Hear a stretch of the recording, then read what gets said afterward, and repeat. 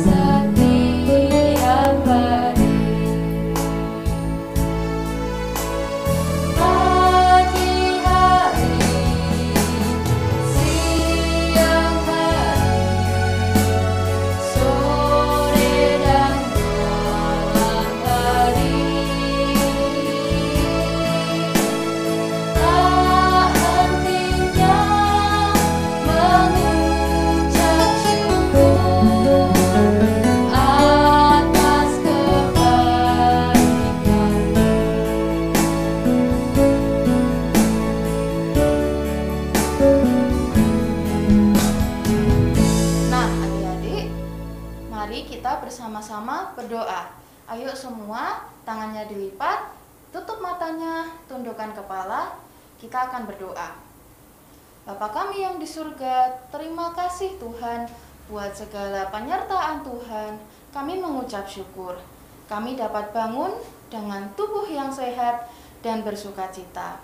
Ya Tuhan, kiranya Tuhan memberkati seluruh ibadah kami pada pagi hari ini. Berkati kami dan biarkan kami dapat beribadah sesuai dengan kemauan Tuhan. Terima kasih ya Bapa, kami berdoa dalam nama Tuhan Yesus. Amin. Nah, adik-adik sekolah minggu, kita masih semangat kan untuk memuji dan menyembah Tuhan Yesus? Masih. Mari kita sama-sama memujikan hati yang gembira.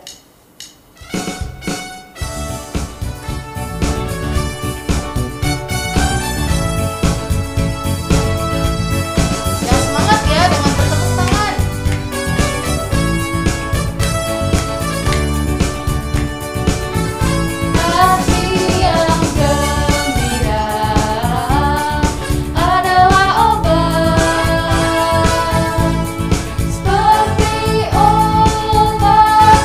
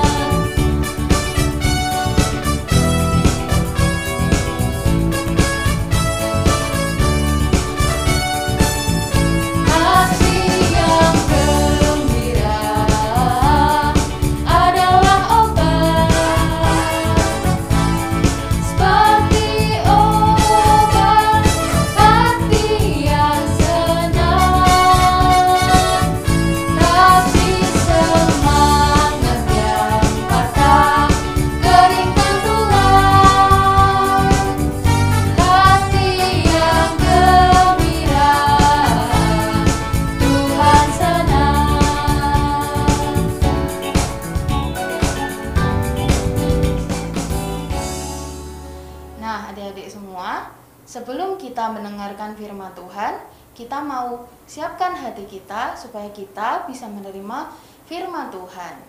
Nah, sebelumnya, ayo kita pujikan satu pujian lagi, Setinggi-tingginya Langit.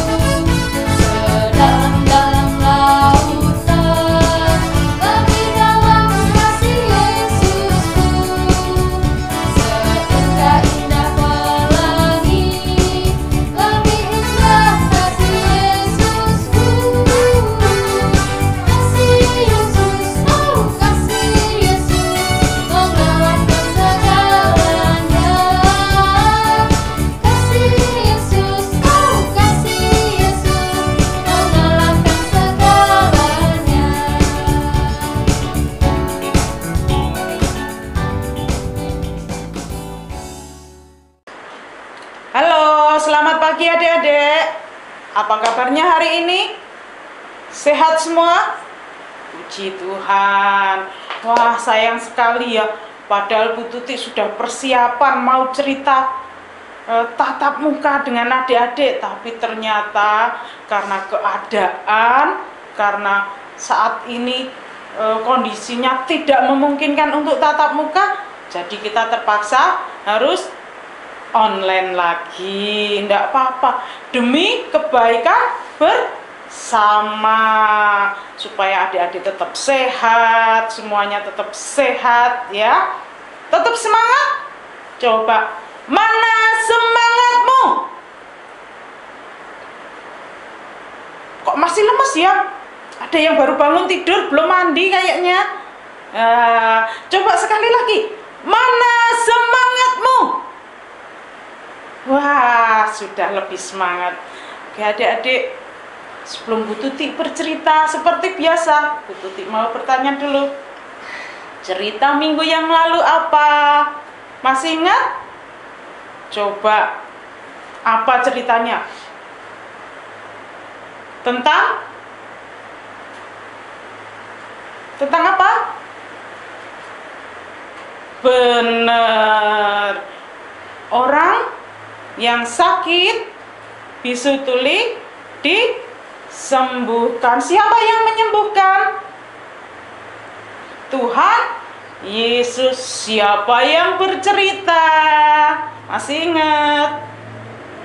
Oh iya, guru sekolah minggu yang paling ganteng di GKMI Solo ya. Ya adik-adik, masih ingat ayat hafalannya? Nanti kita mau mengingatnya lagi. Nah adik-adik, saat-saat ini kan banyak penyakit yang sedang menyebar di mana-mana. Ada demam berdarah, BDB, shock katanya ya, yang sangat menakutkan, gawat. Hati-hati ya adik-adik, tetap jaga kesehatan. Penyakit itu menular. Menular itu berarti apa? Bisa menjangkiti orang lain. Nah, bicara soal penyakit, Bu Tuti sekarang mau bercerita. Zaman Tuhan Yesus dulu, ada juga penyakit yang sangat sangat menular dan ditakuti banyak orang. Bahkan siapa yang terkena penyakit ini penyakit kulit adik-adik. Ya, siapa yang terkena penyakit ini kulitnya akan rusak, akan gatal-gatal, rusak. Dan orang yang terkena penyakit ini dianggap kena kutukan karena sudah melakukan dosa, sehingga tidak ada orang yang mau mendekat, keluarganya tidak mau dekat, biasanya mereka diasingkan. Ya, kalau orang kena corona kan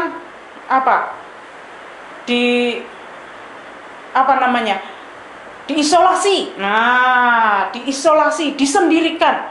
Tapi kalau ini penyakit yang zamannya Tuhan Yesus ini yang menular ini, karena dianggap kena kutukan, jadi bukan diisolasi untuk diobati, tapi diasingkan, ya, sehingga yang terkena ini disendirikan. Nanti siapa yang terkena lagi ditaruh di situ lagi, yang terkena lagi ditaruh di situ lagi, dan tidak ada yang berani mendekat karena takut ketularan. Nah, ada yang tahu sakit apa? Ayo, yang besar-besar. Sakit kusta atau biasa disebut juga sakit lepra. Nah, adik-adik, di sebuah perbatasan antara Samaria, yang sebelah sini Samaria, yang sebelah sini Galilea. Nah, di sebuah perbatasan itu ada sekelompok orang yang lagi sakit tadi, kusta. Dia disendirikan, diisolasi, ya, disendirikan, tidak boleh dekat sama orang-orang kampung. Suatu hari Tuhan Yesus mau pergi ke Yerusalem. Kemarin habis menyembuhkan orang yang sakit, bisu tuli. Tuhan Yesus mau melanjutkan perjalanannya.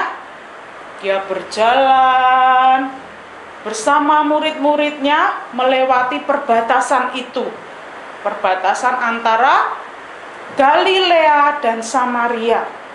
Dia melewati perbatasan itu, berjalan bersama murid-muridnya mau ke Yerusalem. Berita tentang Tuhan Yesus yang menyembuhkan orang yang bisu tuli itu sudah tersebar kemana-mana. Ketika orang yang bisu tuli disembuhkan, dia memuliakan Tuhan, dia memuji Tuhan. Jadi beritanya sampai kemana-mana. Termasuk orang-orang yang kena kusta ini mendengar, katanya ada orang yang bisa menyembuhkan orang yang bisu tuli. Pasti dia bisa menyembuhkan kita. Mereka saling kasak kusuk, ya adik-adik. Dia pasti bisa menyembuhkan penyakit kita ini. Orang bisu tuli saja sembuh. Nah, lalu ketika orang-orang ini mendengar bahwa Tuhan Yesus akan melewati daerah mereka, mereka bersama-sama berusaha mendekati Tuhan Yesus, tapi tidak berani terlalu dekat, nanti dimarahi orang-orang karena mereka sakit kusta, nanti diusir oleh orang-orang. Jadi dari kejauhan, ketika melihat rombongannya Tuhan Yesus dari jauh, Tuhan Yesus jalan sama murid-muridnya. Orang-orang yang kena kusta ini teriak, "Yesus, Guru, kasihanilah kami, Yesus." Karena jauh ya, jadi teriak-teriak. Wah, ada 10 orang adik-adik yang teriak. Jadi lama-lama kedengaran rame. Nah, murid-muridnya Tuhan Yesus itu siapa ya? Wah, mungkin berpikir gitu ya adik-adik. Rame sekali itu. Oh, itu orang-orang yang kena kusta itu. Ketika mendengar panggilan orang-orang yang kena kusta ini, Tuhan Yesus melihat mereka dan hatinya menjadi iba, menjadi merasa kasihan, karena Tuhan Yesus kan penuh kasih, ya toh. Tuhan Yesus mengasihi adik-adik, begitu juga Tuhan Yesus mengasihi orang-orang yang kena kusta ini. Tuhan Yesus mendekati mereka lalu bertanya, "Ada apa?" Ya, orang-orang ini, "Kasihanilah kami, Yesus, kasihanilah kami, Guru." Nah, Tuhan Yesus melihat, ternyata orang-orang ini sakit kusta. Lalu Tuhan Yesus karena berbelas kasihan memerintahkan mereka, "Pergilah temuilah imam-imam. Nah, kok disuruh menemui imam-imam ya? Bukan disuruh menemui tabib atau dokter ya? Karena pada waktu itu adik-adik, yang menentukan bahwa seseorang itu sudah sembuh dari kusta atau belum adalah para imam. Jadi para imam yang menentukan, oh ini sudah sembuh, kamu boleh kembali ke keluargamu. Oh ini belum sembuh, ini kembali ke tempat isolasi. Nah gitu, para imam yang menentukan. Maka Tuhan Yesus memerintahkan orang-orang ini, pergilah, temuilah para imam. Wah, 10 orang ini percaya, pasti Tuhan Yesus mau menyembuhkan kita dengan perintahnya ini. Lalu mereka dengan semangat pergi ke bait Allah, tempat para imam tinggal. Jalan pergi menuju bait Allah. Di tengah perjalanan adik-adik, mereka melihat, loh, penyakitku sembuh ya. Gatal-gatalnya hilang, tangannya yang tadinya luka-luka, penuh luka karena penyakit kusta itu hilang semua, sudah mulus, jadi bersih. Oh, aku sembuh ya. Lalu salah satu dari ke-10 orang itu, tadi kan ada 10 orang ya toh. Nah, 10 orang itu yang 9 orang itu orang Yahudi. Yang 1 orang itu orang Samaria. Nah, yang orang Samaria itu adik-adik, dia berhenti, tidak melanjutkan perjalanan. Karena sembuh. Wah, dia ingat bahwa yang menyembuhkan dia adalah Tuhan Yesus. Karena perintah Tuhan Yesus untuk menemui para imam, dan dia mematuhinya, dia mentaatinya, maka dia sembuh. Teman-temannya juga karena mentaati perintah Tuhan Yesus, mereka jadi sembuh. Wah, si orang Samaria ini saking senangnya langsung berbalik, tidak jadi menemui imam. Wah, aku harus menemui Tuhan Yesus dulu. Lari dia balik sampai di depan Tuhan Yesus. Dia tersungkur ya, tersungkur di bawah kaki Tuhan Yesus. Dia bersyukur, terima kasih Tuhan, ya, terima kasih Engkau sudah sembuhkan saya. Tuhan Yesus heran lagi adik. Tadi kan yang tak suruh pergi menemui para imam ada berapa tadi adik-adik? Ada 10 orang. Kemana yang 9 orang? Nah, bukankah 10 orang sudah aku sembuhkan? Kemana yang 9 orang? Tidak adakah yang ingin memuliakan Allah karena kesembuhannya? Hanya 1 orang ini saja yang dianggap orang asing ya. Jadi orang Samaria itu tidak bergaul dengan orang Yahudi karena orang Samaria dianggap orang asing. Tetapi yang datang kepada Tuhan Yesus untuk bersyukur, untuk berterima kasih, tersungkur di bawah kaki Tuhan Yesus adalah orang Samaria ini. Lalu Tuhan Yesus berkata kepada orang Samaria ini, bangkitlah, berdirilah, imanmu sudah menyelamatkan kamu, pergilah, karena imanmu sudah menyelamatkan kamu. Nah, imannya yang mana adik-adik? Ketika mereka percaya bahwa Tuhan Yesus mampu menyembuhkan, dan mereka mematuhi perintah Tuhan Yesus untuk menemui para imam. Itu iman mereka. Nah, sudah menyembuhkan imannya. Tapi Tuhan Yesus juga berharap adik-adik, ketika seseorang sudah melakukan hal baik pada kita, Tuhan Yesus berharap supaya kita tidak lupa akan hal itu, tidak lupa untuk mengucap terima kasih, nah, tidak lupa untuk mengucap syukur. Seperti siapa tadi? Orang Samaria.